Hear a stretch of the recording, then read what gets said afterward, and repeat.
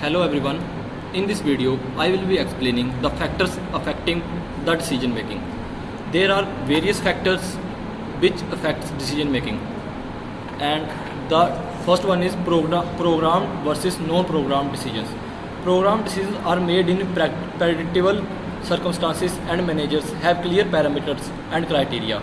Problems are well structured and alternatives are well defined. The problems are solved and decision implemented through established policy directives, rules and procedures. And the non-programmed decisions are made in unique circumstances and the result of such decision is often unpredictable. Managers face ill-structured problems.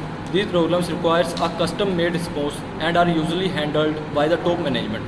To start a new business, to merge with another business or to close a plant are all examples of non-programmed decisions. And the second one is information inputs. It is very important to have adequate and accurate information about the situation for decision making. Otherwise, the quality of the decision will suffer. It must be recognized, however, that an individual has certain mental constraints which limit the amount of information that he can adequately handle.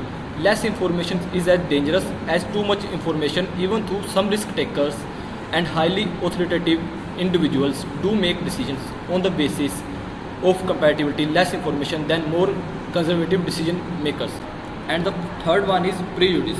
Prejudice and bias is introduced in our decisions by our perceptual processes may cause us to make ineffective decisions.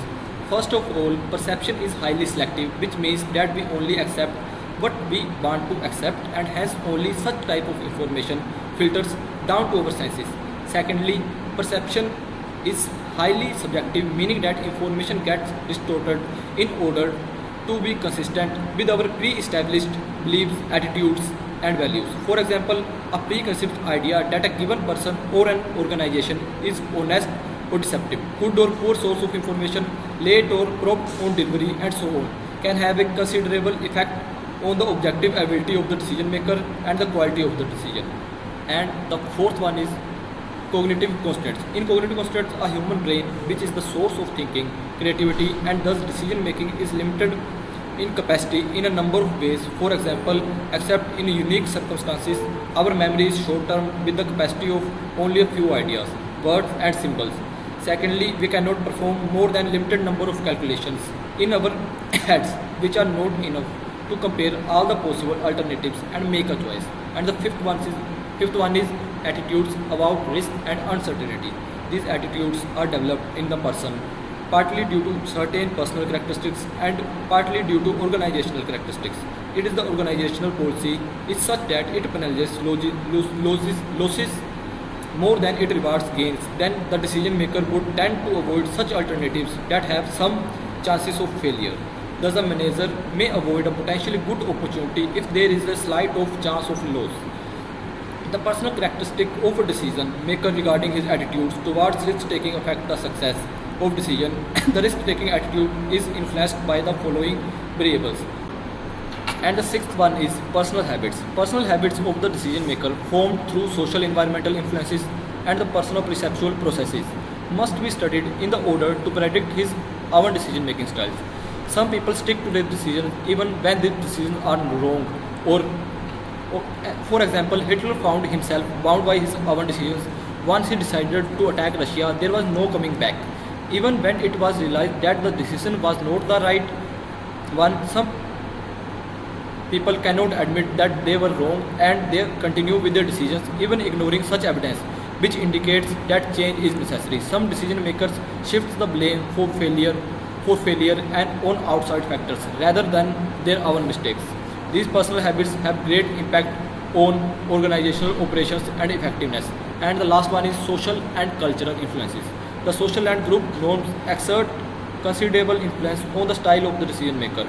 Abbott and Mitchell define a social norm to be an evaluating scale designating acceptable latitude and an objectionable latitude for behavior, activity, events, beliefs or any objects of concern to member or social unit. And in this slide, there are the factors which also affect decision making, such as alternatives, uncertainty, high risk consequences, interpersonal issue, and complexity. Now I'm going to discuss a conclusion of decision making. When it comes to making decisions, one should go always weigh the positive and negative business consequences and should favor the positive outcomes. This avoids the possible losses to the organization and keeps the company running with the sustained growth. Sometimes avoiding decision making seems easier, especially when you go into a lot of confirmation after making the tough decision. But making the decisions and accepting its consequences is the only way to stay in control of your corporate life and time. Some decisions are best made by groups. Group decision making processes also have a multiple models to follow depending on the situation. Even when specific models are followed, groups and individuals can often fall into potential decision making pitfalls.